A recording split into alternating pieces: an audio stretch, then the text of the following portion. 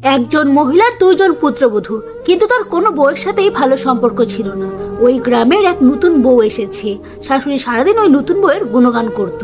একদিন নতুন বউয়ের জন্মদিন আসে, আর ওই দিনেই শাশুড়ি অসুস্থ হয়ে পড়ে। শাশুড়ি তিন বউকে ডেকে বলে, আমার সিন্ধুকে একটি আংটি আছে, গ্রামের ওই নতুন বউকে দিয়ে আসো। তিন বউ ওই নতুন বউকে আংটি দেখিয়ে বলে, এই উপহার তার তরফ থেকে, যাকে তুমি অনেক ভালোবাসো। নতুন বউ তাড়াতাড়ি তিন নাম বলে দেয়।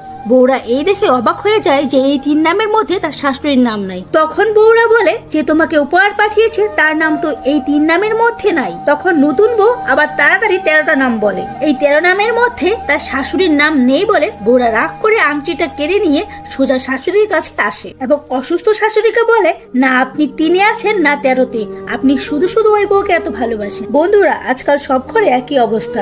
নিজের ছেলের বউকে দুশ্মন মনে হয় আর অন্যের বাড়ির বউকে লক্ষ্মী মনে হয়।